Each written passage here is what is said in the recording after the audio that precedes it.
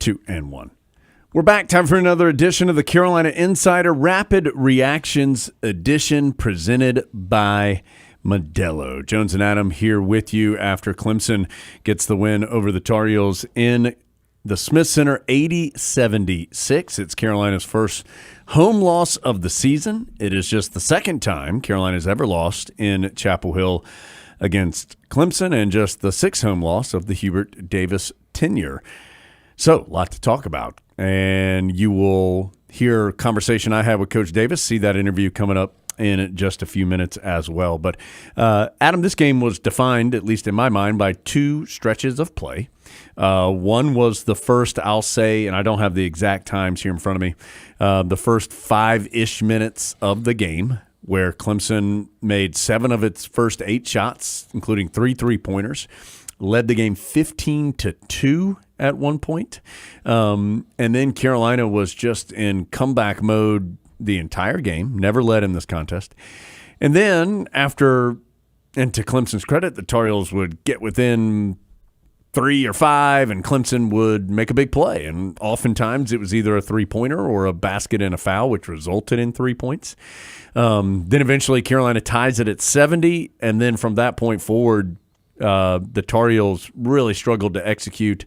Clemson scored 7 straight points at that point to lead 77-70 and eventually wins it 80-76. So that first stretch and the final stretch really, in my mind, defined this game. Yeah, Hubert Davis has to call a timeout 3 minutes and 28 seconds into the game because it's 15-2. I mean, that's one of the earliest timeouts in Carolina basketball history. Yeah. I mean, that's what a poor start it was. And then you worked really hard to get back even. Harrison Ingram, Willis reads it out of the tunnel and comes straight in and hits a 3. But then you only get one shot on the final 4 trips. You can't win a 1 or 2 possession close ACC game that way. And we talked this week about how Clemson was going to be desperate and very much needed this win, and they were desperate, and Carolina could not match that level of intensity tonight.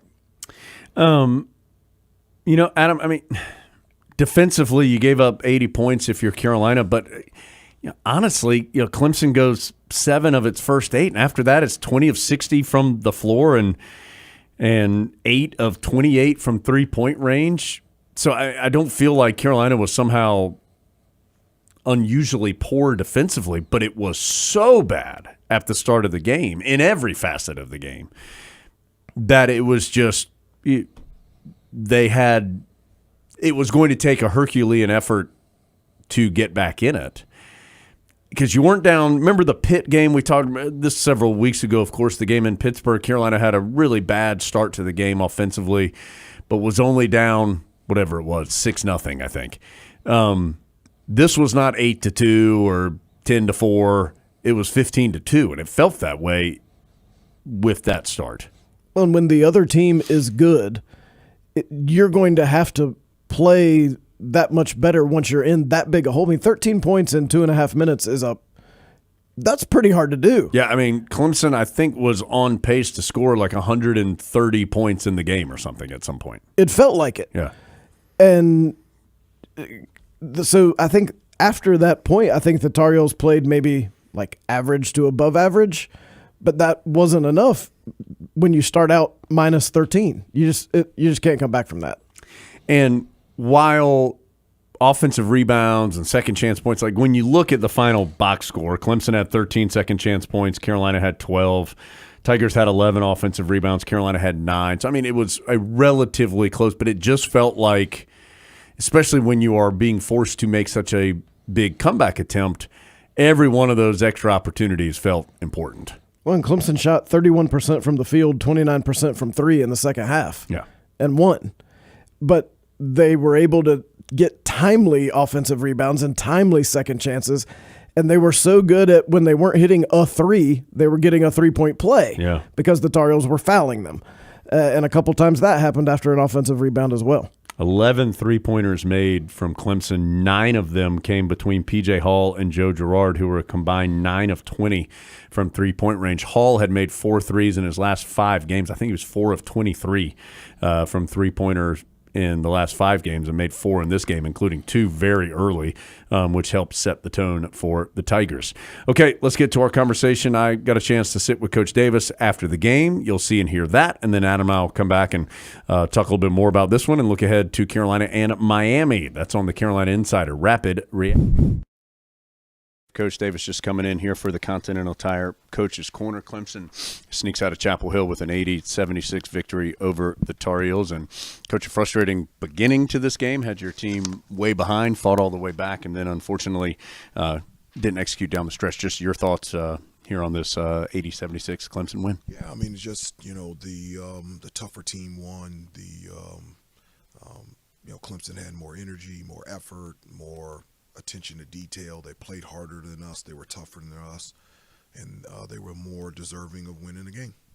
What happened in your mind in those first few minutes of the game where they were able to build that sizable lead early? Well, I mean, it was, we came in the huddle, and there's nothing basketball-wise that you can talk about until the energy and effort, attention to detail rises.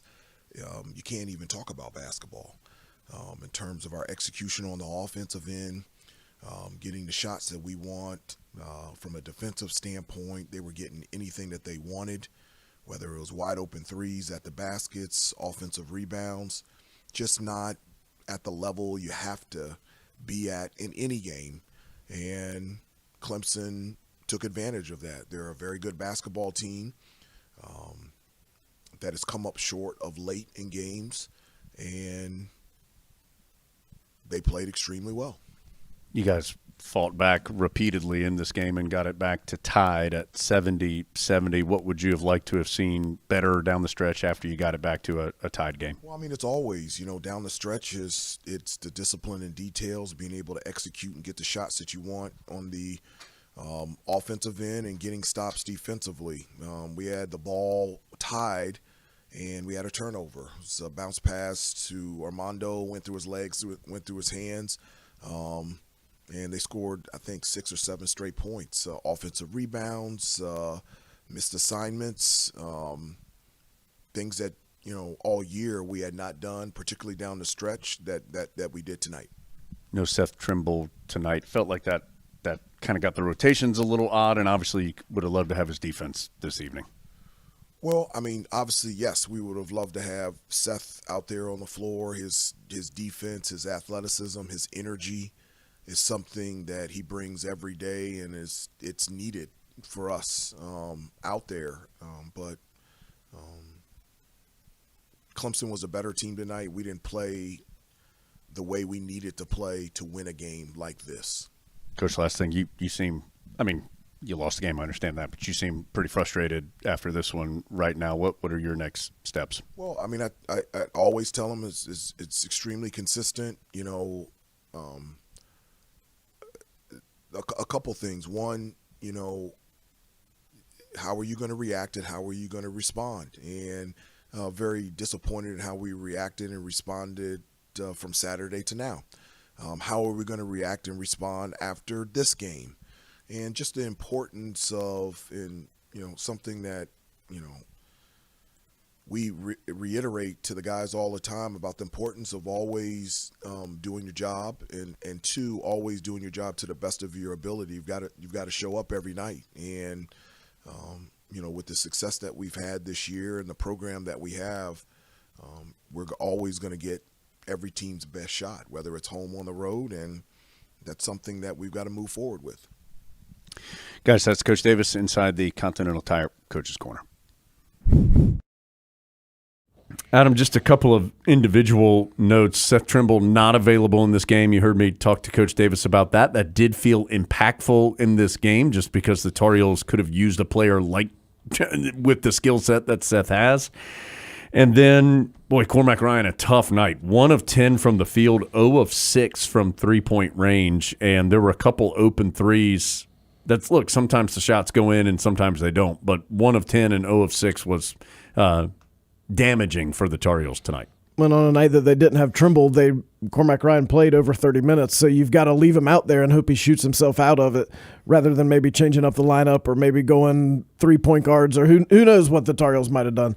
But they weren't able to do it tonight, and he wasn't able to find the basket, and that was one of many problems on Tuesday. Last thing, so now Carolina heads down to Miami, and it feels like anything could happen in this game. Miami scored 38 points and lost to Virginia on Monday. Tar Heels can't follow up the great win in the weekend, looked sluggish at the beginning of the game, and now they're going to be very, very disappointed. And with Miami, a team that has had a very inconsistent year, they've been much better at home than they are on the road. And, Adam, it's an important game. I mean, the Tar Heels now have lost 2 of their last 3 games, so you're going down to Miami with a lot on the line where it just feels like it's hard to know to even get a feel for what that game may be like. Tar Heels about to play 2 in a row on the road. Yeah, that's right, because that's Syracuse after that. Not at close-by locations. I mean, this is the difference in Miami and Carolina. Miami went to the Final Four last year but has looked confused this year, and no one's talking about it at all. Contrast that to Carolina going to the Final Four and looking confused sometimes last year, and it was the story of the year in college basketball. That's just part of being Carolina, but Miami still has most of that personnel and still has plenty of ability, and I assume that will be a tough game. I mean, they looked bad against Virginia, but with 5 days to work on it, I would not expect them to look bad Saturday. Yeah, and Carolina looked bad tonight for portions of the game. So which team will not look bad on Saturday? It's going to be important. It's a big game coming up for the Tar Heels. Not what Carolina wanted tonight. Tar Heels follow up that great win on Saturday with a very, very sluggish performance, and they pay for it as they fall to Clemson 80-76 in the Smith Center. It is a rapid reactions edition of the Carolina Insider presented by Modelo.